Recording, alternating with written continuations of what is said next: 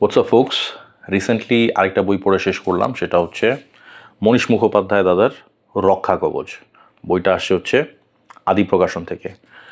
এবং মানে একটু প্রথমেই যে একটা জিনিস বলে নেই, এটা প্রচ্ছদ করছেন সজল চৌধুরী।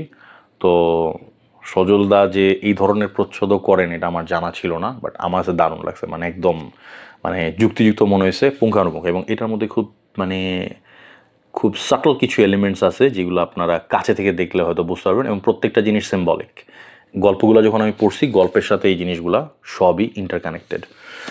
তো বইটা মানে একদম আমরা ছোটোবেলায় যে হরর অ্যান্থোলজিগুলা দেখতাম, kind of like tales from the crypt, tales of Halloween, হ্যাঁ, তারপর tales of horror, American horror story.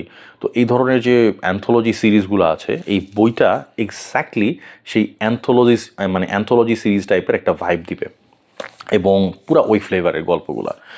আর আরেকটা ব্যাপার হচ্ছে যে যদিও মানে অ্যান্থোলজি টাইপের একটা ফ্লেভারের, বাট ব্যাপার হচ্ছে যে অ্যান্থোলজিটা হচ্ছে প্রেত, তন্ত্র সাধনা এবং ডার্ক ম্যাজিক, এই জনরাগুলার আশেপাশে আবর্তিত হয়। মানে those are my favourite elements, আপনারা সবাই জানেন। তো যারা প্রেত সাধনা, তন্ত্র সাধনা, তান্ত্রিক হরর, এই ধরনের হরর টাইপের, মানে এই ধরনের কোনো এইসব মানে হররের এই সাব জনরাগুলার এলিমেন্ট খুঁজতেছেন বা এই ধরনের ফ্লেভারের কিছু খুঁজতেছেন, তাদের জন্য এই বইটা অবশ্যই খুব সুপাঠ্য হবে। তো মনীষ মুখোপাধ্যায় দাদার লেখা আমি আগেও পড়ছি। তো এই এই এই সংকলনটাতেও উনি নিরাশ করেন নাই।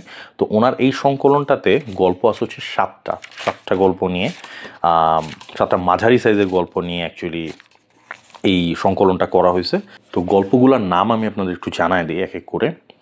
তো গল্পগুলো হচ্ছে অভিশাপ, পিশাচ, রাতপরী, রক্ষা কবচ মানে টাইটেল যেটা, বজ্রচর্চিকা, আধার, অদ্যরজনী পাখি। এবং এই গল্পগুলোর মধ্যে অভিশাপ, পিশাচ, রক্ষা কবচ, বজ্রচর্চিকা, এই গল্প কয়টা আমার কাছে দারুণ লাগছে। তো শ্মশানে এক তান্ত্রিকের প্রেত সাধনা থেকে শুরু করে এক অভিশপ্ত রত্ন খুঁজে পাওয়া, যেটা দিয়ে এক প্রাচীন দেবীকে জাগানো যায়, এই দেবী বলা যাবে না, অপদেবী আর কি, অপদেবতা। এবং এবং একটা পুরনো একটা বিগ্রহ, এটার সাথে যুক্ত যে অভিশাপ, এই এই সব জিনিসকে ঘিরেই আবর্তিত হচ্ছে বিভিন্ন এই গল্পগুলো। এখন গল্পগুলো খুব বেশি বড় না, এই জন্য আমি গল্পগুলো আলাদা আলাদা প্লট নিয়ে আমি আলোচনা করতেছি না, তাহলে স্পয়লার চলে আসবে, আপনারা পড়ে নিন। তো সোজা কথা হচ্ছে যে এলিমেন্টগুলো আছে সেই এলিমেন্টগুলো আমি অলরেডি আপনাদেরকে বললাম। তো এই ধরনের এলিমেন্ট যদি আপনারা পছন্দ করেন তাহলে ডেফিনেটলি এটা আপনাদের ভালো লাগবে।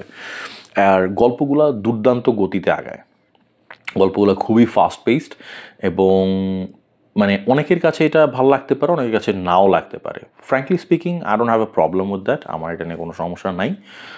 বাট অনেকের হয়তো বা ধরেন এই ধরনের জনরার গল্প পড়া যাদের অভ্যাস নাই, তাদের কাছে হয়তো বা মনে হতে পারে যে things are going too fast. তো সেই ক্ষেত্রে আরেকটু এক্সপ্লেনেশন দিলে হয়তো বা মানে আরেকটু ওয়াইডার ডেমোগ্রাফ ক্যাপচার করা যেত, আরেকটা ওয়াইডার অডিয়েন্সকে হয়তো বা রিচ করা যেত। বাট এনিওয়েজ, এটা মনীষদার মানে এটা ওনার ক্রিয়েটিভ ডিসিশন। বাট আমার কাছে পড়তে কোনোভাবে খারাপ লাগে নাই, আমার কাছে বুঝতেও কোনোভাবে কোনো সমস্যা হয় নাই, মানে I got around pretty well.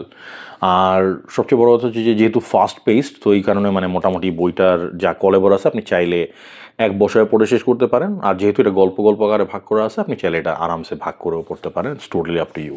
আর আদি প্রকাশনের কথা যদি বলি, বইটা সারপ্রাইজিংলি সলিড, সারপ্রাইজিংলি হেভি। মানে এই সাইজের একটা বই এত ওজন হওয়ার কথা না, সারপ্রাইজিংলি হেভি এবং সারপ্রাইজিংলি মানে খুবই মজবুত, অত্যন্ত মজবুত। তো প্রোডাকশনে কোনো দিক দিয়ে কোনো ধরনের মানে ওনারা করেন নাই, কোনো কাটছাট করেন নাই। বইটা খুইলা পড়তে একটু এফোর্ট দেওয়া লাগবে, বাট একেবারে যে আনরিডেবল সেটা না। এটা মেবি মানে খুব ভালো বাধাই করার চেষ্টা করার কারণে এটা হয়েছে। পেজ কোয়ালিটি খুবই দারুণ। আর সবচেয়ে বড় কথা, বইটাতে ইলাস্ট্রেশন আছে, বইটাতে প্রচুর পরিমাণে, যথেষ্ট পরিমাণে ইলাস্ট্রেশন আছে, এবং দারুণ দারুণ কিছু ইলাস্ট্রেশন আছে। তো ওভারঅল প্রোডাকশন ওয়াইজ দারুণ। এবার আসি সম্পাদনার ব্যাপারে।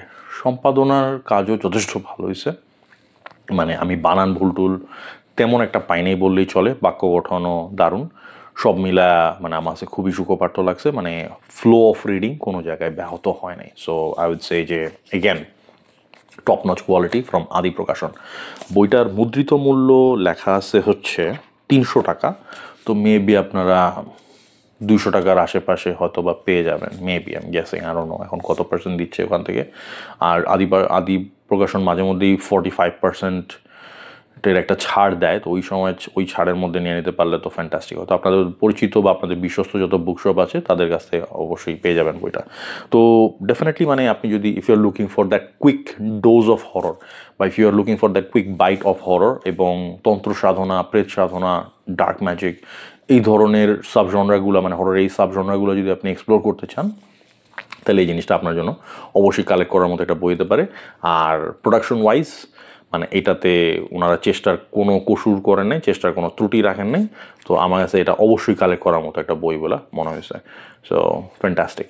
সো থ্যাংক ইউ গাইজ, আজকে এই পর্যন্তই। ইনশাল্লাহ অন্য কোনো বই নিয়ে আবার অন্য কোনো সময় কথা হবে। Till then take care and stay safe. Cheers.